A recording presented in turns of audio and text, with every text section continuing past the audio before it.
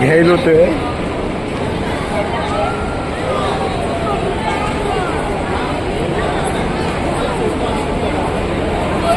सुटका हा शब्द मला ठीक वाटत नाही, पण 7वी 8वी 9वीच्या या मुलं मुली स्काउट आणि गाईडच्या कॅम्पसाठी लखनौला गेले होते आणि शुक्रवारी जेव्हा ते परत लखनौ स्टेशनला आले त्यांची ट्रेन सुटली.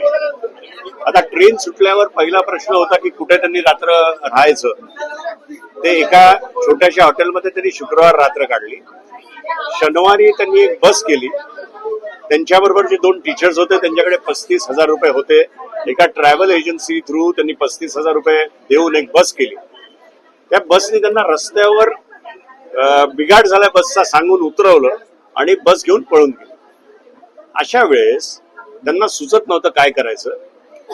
पालक ठाण्यामध्ये त्यांची वाट बघत होते, ते डिस्टर्ब होते.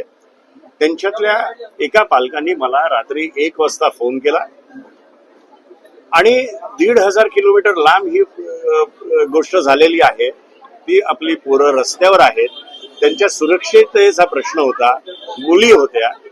तर मी आव्हाड साहेबांना रात्री 1:30ला फोन केला आणि त्यांनी मला एकच विचारलं की अखिलेश यादव आपल्याला मदत करतील, तर त्यांना मी आत्ताच रात्री फोन करू का.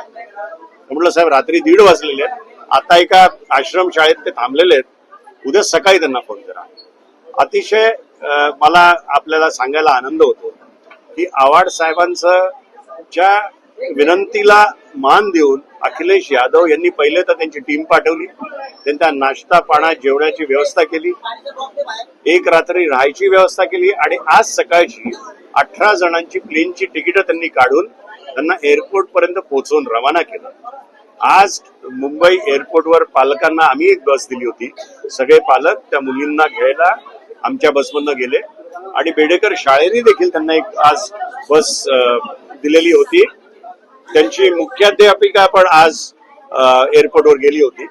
त्यामुळे आता याच्यात श्रेय घेण्याचा विषय नाही किंवा कोणाला दोष देण्याचा विषय नाही, पण जेव्हा शाळा अशा पद्धतीच्या सहलीला पाठवते तेव्हा आपली पोरं घरी सुरक्षित कशी पोचली याची जबाबदारी त्यांनी घेतली पाहिजे. एवढाच एक विषय आपल्या माध्यमात काय होतं, जेव्हा आपली मुलं एका शाळेत जातात तेव्हा पालकांना पुढची 10-12 वर्ष आपल्या मुलांना त्या शाळेत पाठवायचं असतं.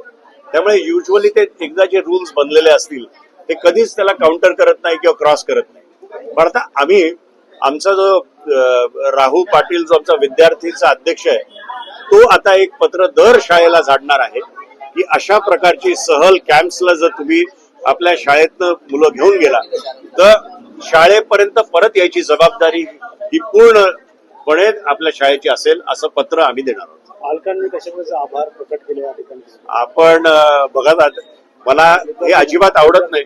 काम करणं हे आमचं काम आहे, पण आज पालक सकाळी पहिले येऊन मला भेटून गेले. आज परत एकदा हार शाल आणि बुके घेऊन ते मला माझ्याकडे आले. पण विषय असा आहे की आम्ही जेव्हा राजकारणात प्रवेश केलाय ते अशाच पद्धतीच्या कामासाठी केलाय. म्हणजे काम करणं हे आमचं कर्तव्यच आहे आणि त्यांच्या घरच्या मुली म्हणजे खऱ्या अर्थाने आमच्या घरच्या मुलींसारख्याच आहेत. त्यामुळे तसं आभार माझं तर म्हणणं होतं की त्यांनी पहिले एअरपोर्टवरनं डायरेक्ट मुलींना घरी घेऊन जावं, कारण का त्या खरंच थकलेल्या आहेत आणि खूप मानसिक त्रास त्यांना झालेला आहे.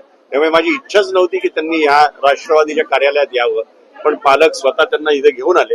आम्ही नाश्ता वगैरे ची सगळी सोय केलेली आहे. आमची एवढीच इच्छा आहे की लवकरात लवकर त्यांनी घरी जाऊन आराम करा. सर्व मुलं सुखरूप आहेत. सर्व मुलं सुखरूप, 16 मुलं होती, 2 शिक्षक होते, सगळे सुखरूप आहेत. आणि आता एकदा प्लेनचा प्रवास सगळ्यांनी पहिल्यांदा केलाय. सुखरूप तर नाही, एक्साइटेड पण आहेत सगळ्या. आता आई वडिलांबरोबर आहेत तर नक्कीच त्याचा आनंदच वेगळा आहे.